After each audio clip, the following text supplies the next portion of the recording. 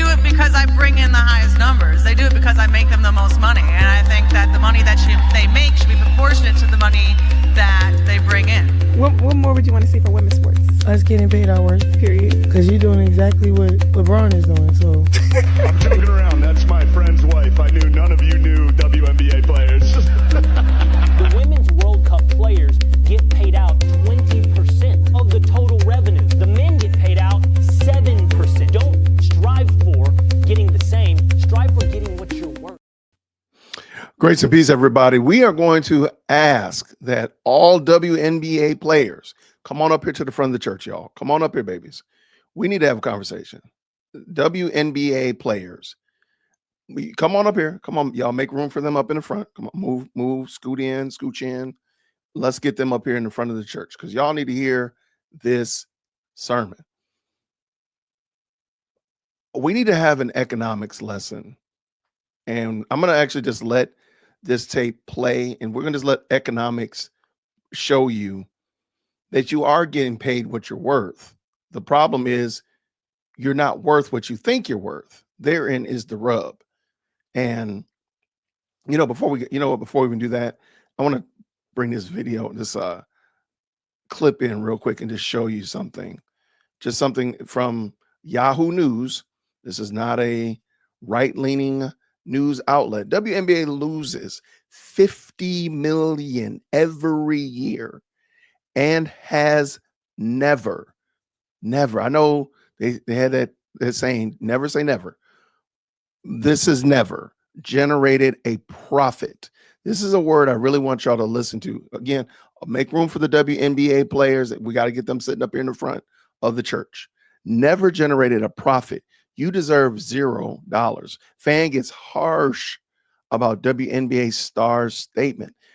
This t-shirt right here, this is not going to age well at all. This is not going to age well at all.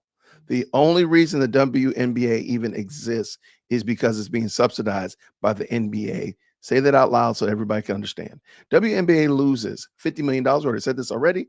The 2025 WNBA All-Star Game was supposed to be a celebration, a showcase of athleticism, star power, and league's growing reach. Instead, it sparked one of the most contentious online debates the league has ever faced, with Caitlin Clark and her fellow All-Stars donning warm-up shirts that read, "Pay us what you owe us." Oh my gosh. Like, the entitlement is insane.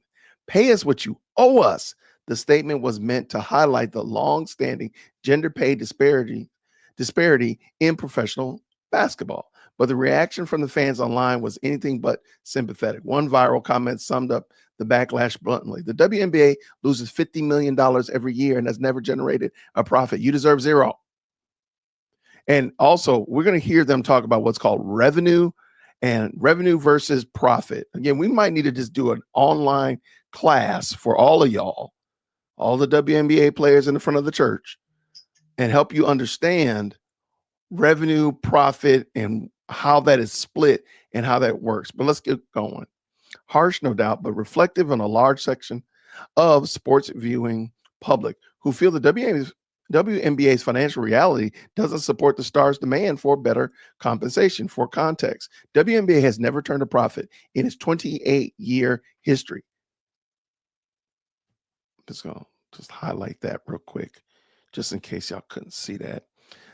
The WNBA has never turned a profit in its 28-year history. You're almost on 3 decades of never making a profit. While pre-2023 annual losses hovered around $10 million, in 2024 saw the number balloon to $50 million. I have no idea how that happened. Even as league's revenue grew to over $200 million. So again, that's revenue that they bring in, profit not being made. It's a bitter truth that NBA, which owns approximately 60% of WNBA, has been subsidizing those losses since the league's conception in 1997. The WNBA's operational existence depends on that support. So when a player, even one as impactful as Caitlin Clark, I'm very disappointed that she bought into that. I'm very disappointed that she did that. takes a visible stand and demands back pay or a fair share, many fans see this as tone deaf rather than empowering. Online, some comments cross the line into vitriol. Welfare Nation, National Basketball Association is crazy. One user wrote, mocking the league's dependence on NBA funds. Where's the lie, though? Another piled on. Paying them nothing is still too much. They should pay the league for the privilege of participating. I don't see the lies. While cruel, the remarks reflect a growing frustration over the disconnect between financial sustainability and perceived entitlement. Others tried to offer more nuanced takes. One wrote, they don't deserve $0. DoorDash didn't make a profit for a long time, and they paid their employees more than $0. And they're paying their employees now. What are you talking about? No. I don't think they deserve zero. They deserve zero of what more. No, DoorDash, I think that's a great example, truth be told. DoorDash didn't have these people working for free, nor does the WNBA have the players playing for free. The idea being you can still invest in a product you believe will eventually grow, even at a loss. I want to know, how long was DoorDash running a deficit? Still, the counterpoint is that the WNBA has had nearly 3 decades, and the losses have only grown. Not everyone in the All-Star game fully embraced the message either. Kelsey Plum subtly hinted that not all the team Clark wanted to wear the "pay us what we owe us" shirts. That comment sparked its own wave of controversy, especially since Clark is seen in the league's driving market force. I agree. Her presence alone has boosted viewership, jersey sales, and game attendance dramatically, even with the upcoming $2.2 billion media deal starting in 2026. Who in the world is paying that to watch WNBA, which will inject $200 million a year into the league? The question remains, can the WNBA reach profitability without massive structural changes? And do players deserve more, or is their financial reality too stark to ignore? One thing is clear, the fans aren't just watching games anymore. They're watching the books. All right. Yeah, this is such a bad take. That is just a horrible take. I'm sorry. I understand what these young ladies are saying, but I do believe that they've been sold a bill of goods. And I wonder how much of this is very much akin to the idea that anything you can do, I can do better. Like, is that not the same exact thing?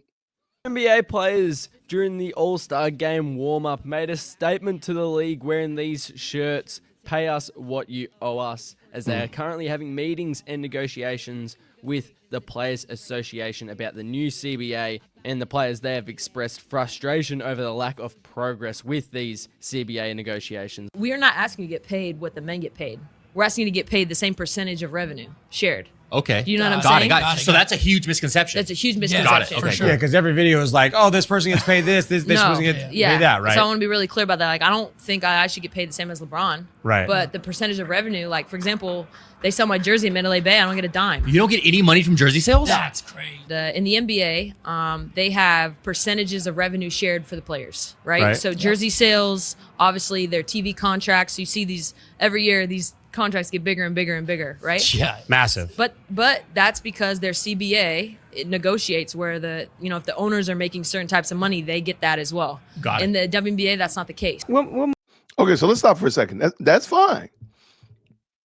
I think it's going to be a sad reality if this is one of those situations, in my opinion, where if you get what you are asking for, you're not going to be happy with what you get. Just because you want a part of your jersey sales. What are your jersey sales? Like, let's be realistic. Let's be realistic. I don't even know that young lady's name. So are people really clamoring to buy her jersey? I'm trying to see if I can even get her name. I don't even see her name. Are people clamoring to buy her jersey? And because you worked out an agreement to get a percentage of the jersey, let's just say a jersey goes for $60, and let's say that you get a 10% revenue share. So let's just say the revenue is $60 and you get 10%. So you get $6. Okay. I don't think you're going to want what you really are asking for, but let's keep it going. What more would you want to see for women's sports? Us getting paid our worth. Period. Because you're doing exactly what LeBron is doing. So what's They ain't got the money for us just yet, but it's coming. WNBA's max salary is $250,000. The NBA's max salary is $50 million plus. I don't care what you say, TV deals and, oh, they bring in more eyes. And that's a big difference. I mean, yeah, you might be a measly employee making what? $100,000 a year, which is a good salary, right? And the CEO is bringing in billions off your back, okay? And your measly 100K compared to his billions might be what you deserve because you don't run the company. I think this is a very interesting take.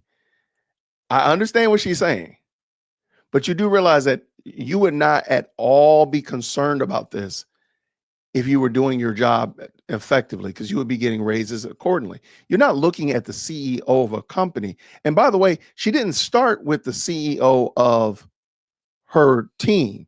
She didn't talk about the general manager, the owner of the team. She compared the WNBA to the NBA and then immediately ran off to the races. I just think that's interesting.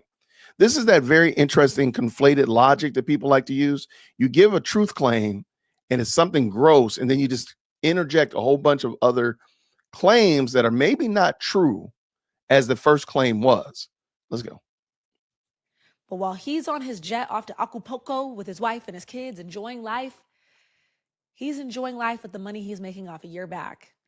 And you mean to tell me you never complain about that? Girl, bye. Everybody complains about their salary. I don't know why everyone gets so up in arms when WNBA players do it. Like, duh, who don't want to make more money? Why y'all mad at them because they want to make more money? But WNBA revenue, viewership, and merch sales are all growing very fast. And as we've learned from the highest paid female athletes in the world, women are making a lot of money off of their endorsement deals and social media and all the stuff they have to do off the courts, fields, whatever you want to call them, in every single sport. So WNBA players are definitely bringing in the dough in other areas. They're not begging for spare change. That's the point. WNBA, they had a humorously named All-Star game this weekend, and the players all wore these absurd T-shirts saying, "Pay us what you owe us." Be careful there, ladies. Be careful what you wish for, because the WNBA loses $40 million a year. That's how much they lost in 2024, and that's with the Caitlin Clark effect, that boosted interest and attendance at games. But it seems the activists who dominate this league, and sadly the WNBA is a highly political product, sadly some of these ladies are economically illiterate. Here is Brittany Sykes holding up a sign that says, "Pay the players." They are paid, and their entire league is propped up by the NBA, by the men's competition, something that is lost on a lot of the players, including Nafisa Collier. Put in the blood, sweat, and tears for the new money that's coming in, and so we feel like we are owed a piece of that pie that we helped to create. New money coming in, but it's not enough to cover the costs. If these players understood basic maths, the T-shirts would be saying, "I owe the NBA money." And the WNBA players are often their own worst enemies. They are always, well, many of them are always playing the victim and engaging in political activism that alienates the majority of sports fans. And they suffer from delusions of grandeur. The sport is growing, but other than Caitlin Clark, most sports fans couldn't name a single WNBA player. And the brilliant Shane Gillis used that to his advantage when he was hosting ESPN's The ESPYs, the Excellence in Sports Performance Awards. Four-time WNBA All-Star Brittany Hicks is here. Give it up for Brittany, everybody. I'm joking around. That's my friend's wife. I knew none of you knew WNBA players. That's crazy. You clap for that. No, it's true, though. They did clap for that, an audience of sports stars and fans, and even they didn't know. The women got paid out from a pool of $30 million from the Women's World Cup. The men would draw from a pool of $400 million, okay? $400 million, $30 million.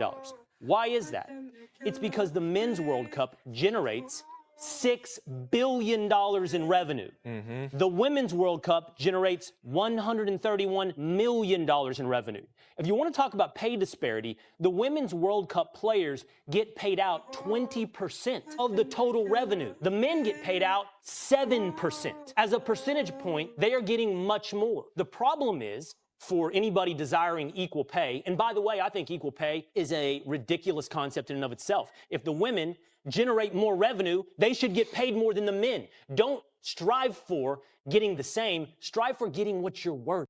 We've got quite a large pay dispute happening with our Australian women's soccer team at the moment.